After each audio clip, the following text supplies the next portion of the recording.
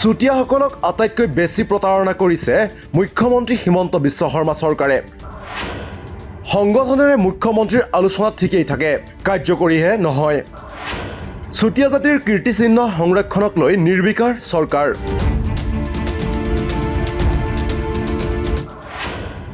স্বায়ত্তশাসিত পৰিষদ কৰাৰ প্ৰতিশ্ৰুতিও অসাৰ প্ৰতিপন্ন। নিৰ্বাচনৰ সময়ত আকৌ টোপ দিয়েই কাম সিজাব নেকি অসম চৰকাৰে? ধোঁৱা তুলসীৰ পাত সজাইছে মুখ্যমন্ত্ৰীয়ে নিজকে। প্ৰতিশ্ৰুতি দিও সমাধান নকৰাৰ বাবেই সৰব চুতীয়া ছাত্ৰ সন্থা। হিমন্ত বিশ্ব শৰ্মাৰ প্ৰতাৰণাৰ বিৰুদ্ধে এটাৰ পাছত এটাকৈ ৬ জনগোষ্ঠীৰ সংগঠনসমূহ এতিয়া জাগ্ৰত হৈছে প্ৰাক বিধানসভা নিৰ্বাচনীৰ সময়ত। জনজাতিকৰণৰ প্ৰসংগত ২০১৪ চনৰ পৰাই প্ৰতিশ্ৰুতি দি আহিছিল নৰেন্দ্ৰ মোদীকে ধৰি অসমৰ বিজেপি চৰকাৰে। নিৰ্বাচন আহিলেই দিয়া সেইসমূহ প্ৰতিশ্ৰুতি কিন্তু কাজেই পূৰণ নকৰি শেহতীয়াকৈ মুখ্যমন্ত্ৰী হিমন্ত বিশ্ব শৰ্মাই ওলোটাকৈ দুখ ঠেলিলে কংগ্ৰেছ দললৈ। বৰ্তমানৰ জনজাতীয় লোকৰ ক্ষতি নোহোৱাকৈ ৬ জনগোষ্ঠীক জনজাতিকৰণ দিবলৈ কংগ্ৰেছে বিধানসভাত আনিছিল এক বিশেষ প্ৰস্তাৱ। কিন্তু সেই প্ৰস্তাৱৰ দোহাই দিয়ে হিমন্ত বিশ্ব শৰ্মাই কংগ্ৰেছৰ ভুলৰ বাবেহে জনজাতিকৰণ নোহোৱা বুলি মন্তব্য কৰে শেহতীয়াকৈ। এই কথাকে এইবাৰ উভতি ধৰিছে চুতীয়া জাতিৰ সংগঠনে।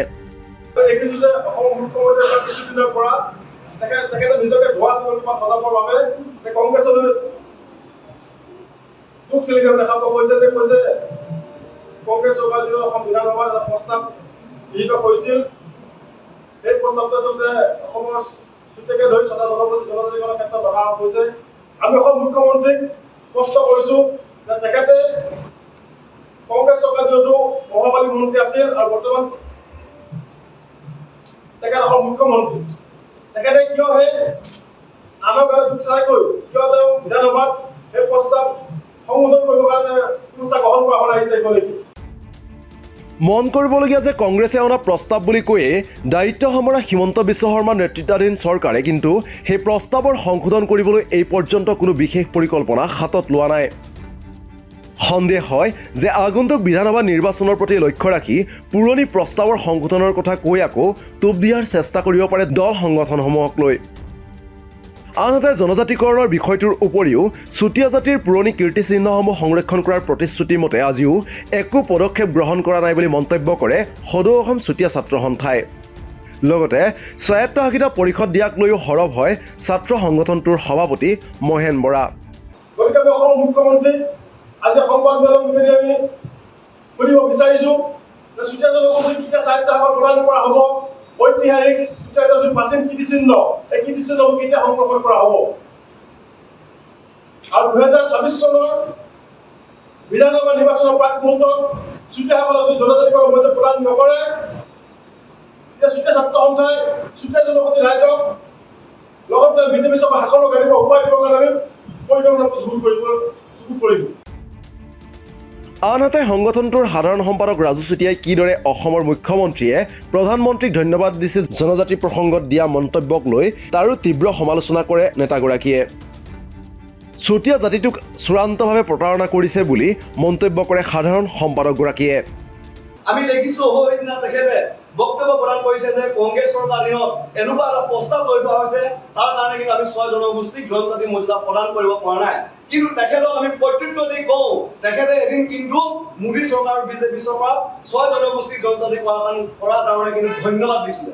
অতি লজ্জাজনক এজন মুখ্যমন্ত্ৰী, কাৰণ তেখেতে এই বিষয়সমূহ আগুৱাই নিব বিচৰা নাই। তেখেতে কংগ্ৰেছ চৰকাৰ কিন্তু এজন প্ৰভাৱশালী মন্ত্ৰী থকাই নহয়, তেখেত ভাবি মুখ্যমন্ত্ৰী হিচাপে কাম কৰিছিল।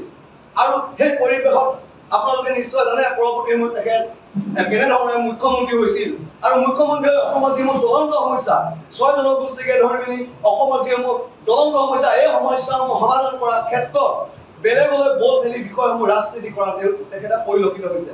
গতিকে আমি ক'ব বিচাৰো আজি ভূমিপুত্ৰ চুতীয়া জনগোষ্ঠী আজিৰ তাৰিখত যেনেধৰণে সম অধিকাৰী মৰ্যাদা সহকাৰে জীয়াই থাকিব লাগিব সেই ক্ষেত্ৰত কিন্তু প্ৰতিটো জাতি জনগোষ্ঠী যেনেধৰণে তেখেতলোকে সুবিধা প্ৰদান কৰিছে কিন্তু চুতীয়া জনগোষ্ঠীৰ ক্ষেত্ৰত তেনেধৰণৰ সুবিধা প্ৰদান কৰা পৰিলক্ষিত হোৱা নাই। আৰু আমি এটা কথা খুব স্পষ্টভাৱে ক'ব বিচাৰো বিজেপি চৰকাৰখনে চুতীয়া আদি ভূমিপুত্ৰ জনগোষ্ঠীটো আটাইতকৈ চূড়ান্তভাৱে প্ৰতাৰণা কৰিছে। জাতি মাটি ভেদে আজি ক'ত আছে আপোনালোকে নিশ্চয় জানে সহজ চুতীয়াসকলৰ ভোটৰ প্ৰাপ্য বিচাৰি সেই সময়ত নিৰ্বাচনৰ সময়ত তেখেতলোকে কথা দিয়ে কিন্তু নিৰ্বাচনী যেতিয়া পাৰ হৈ যায় সকলোকে তেখেতলোকে যেতিয়া গাড়ী দখল কৰি সকলোবিলাক কথা পাহৰি যায় তেখেতলোকে কৈছিলে আমি শাসনলৈ আহিলে এটা ভূমিপুত্ৰ ৰাজ শাসন কৰা যিসমূহ প্ৰাচীন কীৰ্তিচিহ্ন আছে কীৰ্তিচিহ্নসমূহ কিন্তু সৌন্দৰ্যকৰণ কৰাৰ লগতে ঐতিহাসিক চিহ্ন হিচাপে ঘোষণা কৰা হ'ব কিন্তু আজিৰ তাৰিখলৈকে বাৰম্বাৰ আমি তেখেতলোকক স্মাৰ্ট কাৰ্ড প্ৰদান কৰাৰ পিছতো তেখেতলোকে এই বিষয়টো কিন্তু কোনো ধৰণৰ সমাধান আগুৱাই নিনিলে উল্লেখ্য যে প্ৰায় 1200-1300 শতিকামানত চুতীয়াসকলে কৰা শাসনৰ সময়ছোৱাত বহুতো প্ৰাচীন সম্পদ আৰু কীৰ্তিচিহ্নসমূহ এতিয়াও অৰুণাচলৰ কোনো কোনো ঠাইত সম্ভেদ পোৱা গৈছে সেই কীৰ্তিচিহ্নসমূহৰ সংৰক্ষণৰ পূৰ্ণ প্ৰতিশ্ৰুতি দিছিল যদিও আজিকোপতি মুখ্যমন্ত্ৰীয়ে তিলমানো পদক্ষেপ গ্ৰহণ নকৰিলে এনে প্ৰতাৰণাৰ পাছতেই আগন্তুক বিধানসভা নিৰ্বাচনৰ প্ৰায় 1.5 বছৰ বাকী থকাৰ সময়ত ধাৰাবাহিকভাৱে 1 বছৰ কাৰ্যসূচী চলাই নিয়াৰ হুংকাৰ প্ৰদান কৰিছে সদৌ অসম চুতীয়া ছাত্ৰ সন্থাই আগন্তুক 20 ছেপ্টেম্বৰৰ পৰা বিজেপিৰ প্ৰতাৰণাৰ বিৰুদ্ধে ধাৰাবাহিক আন্দোলন কাৰ্যসূচী ৰূপায়ণ কৰিব সংগঠনটোৱে গুৱাহাটী আৰু দিল্লীতো বিশাল গণসমাৱেশ অনুষ্ঠিত কৰাৰ কথা জনাইছে সংগঠনটোৰ শীৰ্ষ নেতৃত্বই অৱশ্যে সংগঠনটোৱে দিয়া হুংকাৰ কাৰ্যকৰী কৰি ফলপ্ৰসূ কৰিবলৈ সক্ষম হ'বনে নহয় সেয়া সময়তহে গম পোৱা যাব নিউজ ডেস্ক ৰিপৰ্ট দি ক্ৰছ কাৰেণ্ট